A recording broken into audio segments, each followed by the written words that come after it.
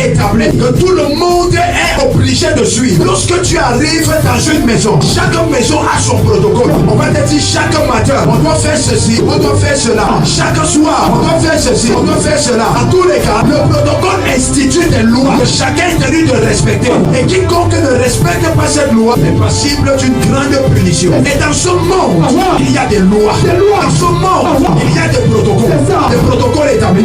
Chaque État a des lois et a des protocoles. Tu ne peux pas aller dans un État, tu ne peux pas aller dans une nation et tu outrepasses les choses qui ont été établies dans cette nation sous peine d'être sanctionné sévèrement selon la réglementation en vigueur prévue par la nation. Mais il faut savoir une chose, au-delà des protocoles établis, au-delà des choses établies qui doivent faire en sorte que nous marchons selon la conformité des choses, j'aimerais te dire, parfois Dieu n'est pas conforme, parfois Dieu n'est pas rationnel, parfois Dieu n'est pas logique. Ce qui est toujours logique chez les hommes n'est pas toujours logique chez Dieu. Ce que les hommes peuvent parfois trouver normal n'est pas toujours ce que Dieu trouve normal. Là où tout le monde peut passer n'est forcément pas le chemin là où Dieu te dira de passer, parce qu'il est le Dieu qui brise les protocoles. Nous venons de lire une histoire dans la Bible. Il nous parle d'Esther, encore appelé Adassa, un homme appelé Aman, un sataniste, un père qui a fait des réunions de sorcellerie avec le nom d'Esther et le nom de Mardochée.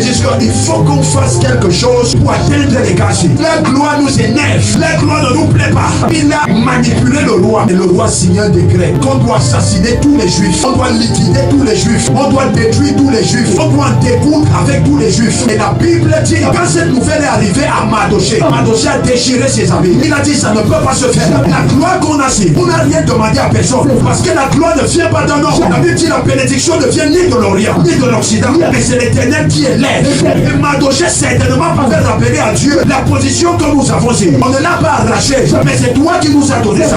Alors tu as le devoir de te lever en tant que Dieu qui brise les protocoles, pour briser ce protocole. La Bible dit que Mardochée est parti voir Esther. En allant voir Esther, il va lui faire part de ce qui se passe. Et Esther a dit, il n'y a pas de problème. Vous savez, à Source, il y avait une loi qui stipulait que tu ne pouvais pas te présenter devant le roi si tu ne demandais pas l'audience. Si tu te présentais devant le roi sans demander l'audience, si que tu étais pour lui, la loi appliquait la mort. Même si tu étais sa femme, tu devais seulement tomber et tu devais mourir. Mais Esther a dit ceci, allez jeûner 3 jours et 3 nuits. Moi aussi de mon côté avec mes servants, nous allons jeûner 3 jours et 3 nuits. Et on va appeler le Dieu, on va invoquer le Dieu qui brise les protocoles. Ils ont jeûné pendant 3 jours, ils ont jeûné pendant 3 nuits. Et durant ce jeûne, Dieu est descendu. Et Dieu a dit, je suis l'alpha et l'oméga.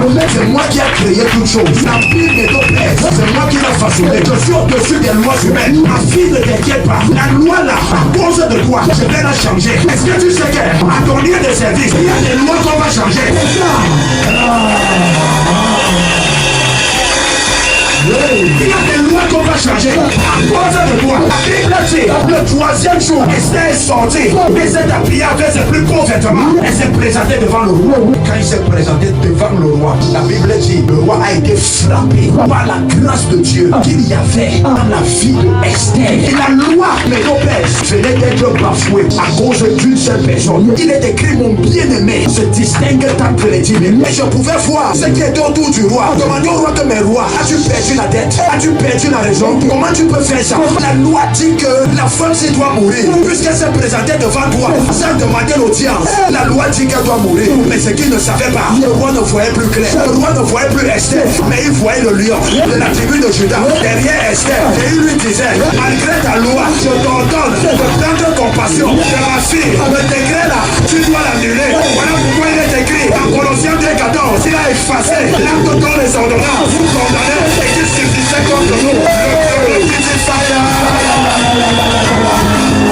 Une loi sera annulée à cause de toi. Le Dieu qui brise les protocoles entre dans ta vie. Laisse-le faire une entrée spectaculaire dans ta vie pour terrasser les Goliaths de ta vie. Est-ce que je parle d'une Esther? Parce que la grâce d'Esther est ici. Et un amant doit être parti. Le progrès qui dit avec sa le Dieu qui brise les protocoles peut agir dans la vie de ta vie. Demande-moi comment. Vous savez, la royauté, elle est familiale. La royauté, elle est héréditaire. était. Normalement, la royauté devait seulement être dans la maison de Saül. Est-ce que vous comprenez ça? Normalement, ça devait seulement être dans la maison de Saül. Uniquement sa maison. Parce que ça se transmettait de père en fils. Donc logiquement, après Saül, celui qui devait devenir roi, c'était Jonathan, qui était le meilleur ami de David. Mais Dieu, qui s'est choisi l'homme selon son cœur, a choisi un moyen. Vous savez, le rejet de Saül était un prétexte. La mort de Jonathan était un prétexte. Le protocole venait d'être brisé. Il fallait introduire un bien-aimé. Il fallait introduire un bien-aimé. Et David, qui n'était normalement pas appelé à être roi, parce qu'il n'était pas de la famille royale, est devenu roi. La Bible dit, ces deux fous sont nés à fruit de Dieu là. Ils donnent ça à ses bien-aimés pendant qu'ils sont en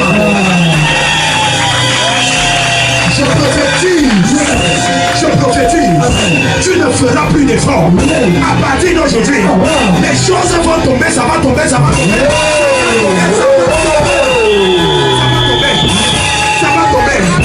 C'est ce que tu es capable de faire. Là où ne t'attendais pas, c'est là où lui te met. Là où ne t'attendais pas, c'est là où lui te positionne. Nous avons l'habitude de dire, la bénédiction dépend de deux choses. Le genre de personnes qui t'entourent et le genre d'endroit où tu es.